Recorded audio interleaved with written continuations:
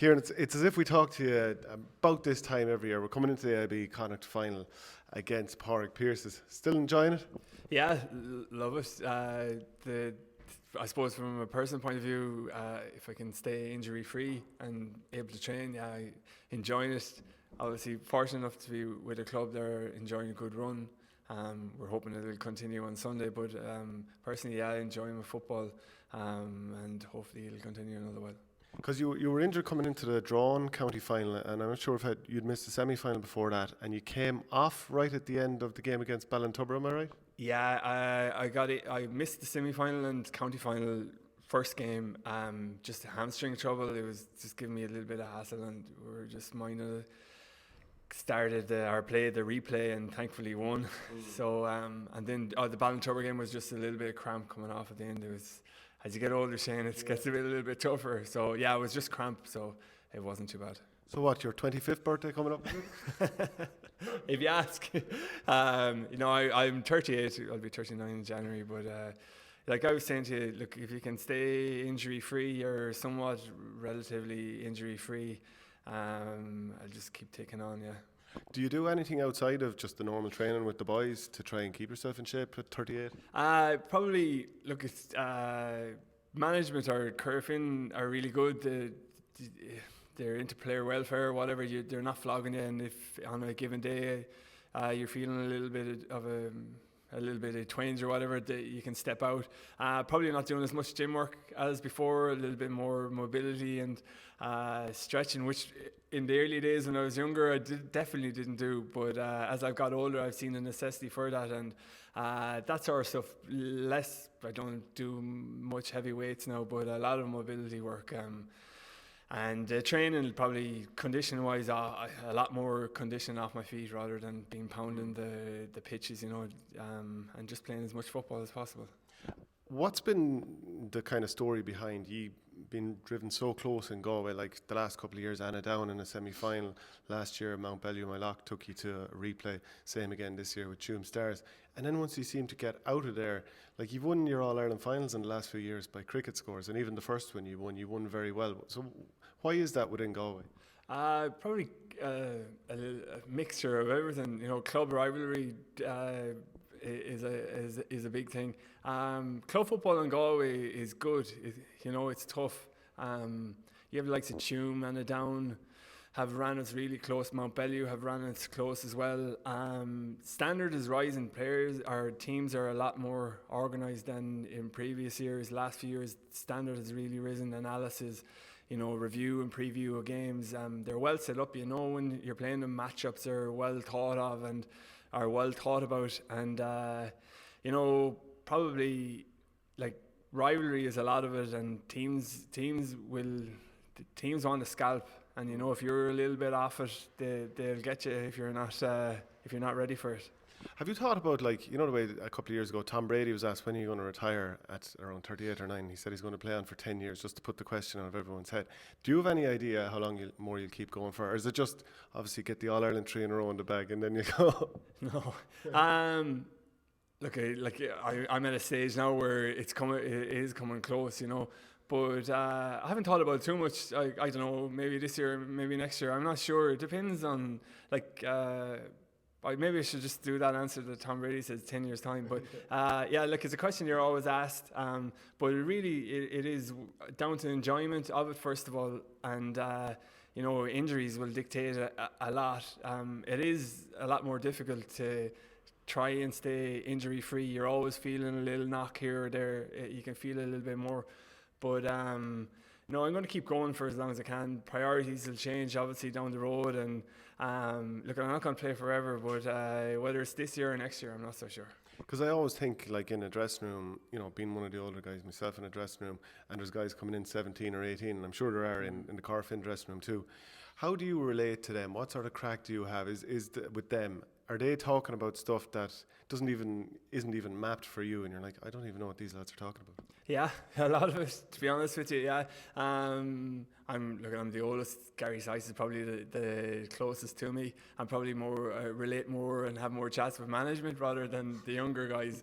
But no, look, they're good, honest young lads. Just to speak about them for a minute, they're really ambitious. They drive hard. Anybody that has come in has added a value to the squad. See Ross Mahan there this year, wasn't playing at all last year with us, was training with us, and now is almost a regular. So it's great to have them to keep the dressing room young. But in regards to conversation, I wouldn't. Other than football, there wouldn't be much more. You're still thinking about Glen Rocher. Yeah. What about what your 2001 teammate with Galway? You both won All-Stars that year, yourself and Padraig Joyce. He's after taking over Galway. How positive a step is that? I think it's good. Yeah, he's a real icon in Galway. I think he's going to bring a crowd. He's going to there'll obviously be a lot of hype with him because of who he is and what he has done as a player. There's a bit of a feel-good factor. People are looking forward to the National League. We're in Division 1 and we've been steady there for the last few years. People want to see a little bit more attacking football. Look, Padraig is an intelligent man. He knows it can't be gung-ho football. At the same time, he will have to marry a little bit with defence. But from his playing days, like he wanted good, quick, fast ball, and he will be trying to promote that. I know he has a coach, John Dively, and Michael Comery in with him as well, and they will obviously be they're that thinking of that thinking as well. Looking forward to it. I remember in the dressing room, he was really knowledgeable man in relation to football. When he spoke, you definitely listened to. He exudes a little bit of confidence when he was playing, and by the way he's talking. So yeah, hopefully it goes well. I think it'll go well. I think he has 3 years for now, and look at he's done well with the under-20s this year.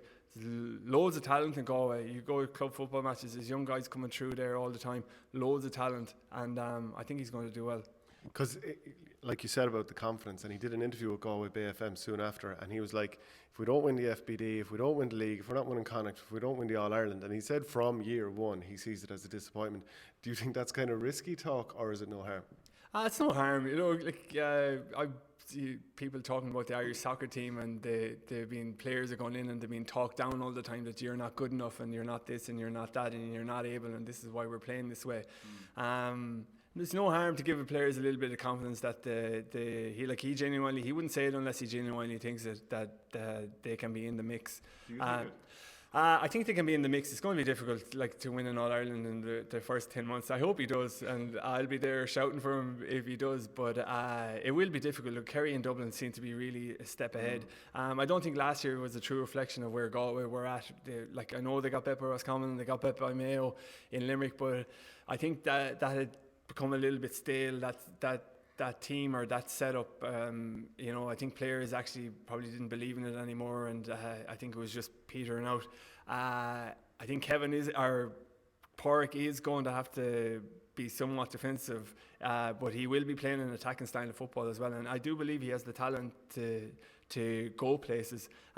Whether he wins an All-Ireland in 10 months, I don't know, but I hope he does.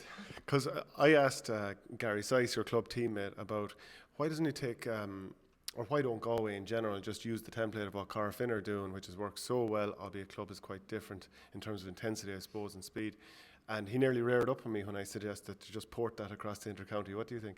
Yeah, I don't think.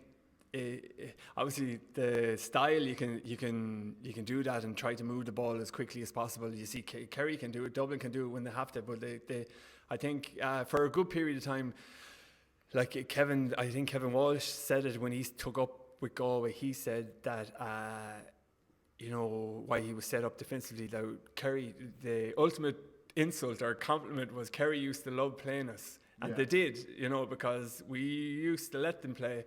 It'd be a lovely game of football, and I pick out 2008 when Mike Meehan kicked 10 points that day. I think it was 24 points. Yeah, that one. There was a high scoring game, but we still lost it. We conceded 25 or 26 points, and I think Kevin just got fed up with that losing high scoring games and brought in a defensive system. But back to what you were saying, I don't think you can to a degree, but you can't go gung ho either. You have to play it safe. You have to have not saying playing sweepers or double sweepers, but like have your wing back or wing forwards defensively minded at times, like Dublin do, like Brian Howard can do it. You know, you see Paul Mannion tracking back as well. That sort of thing. But like, boy, they can do it the other way when they have to as well. And I think that's what Galway are going to try and do. Club football, I agree with Gary in relation to, and you know yourself, you play club hurling. It's completely different. It's a slower pace.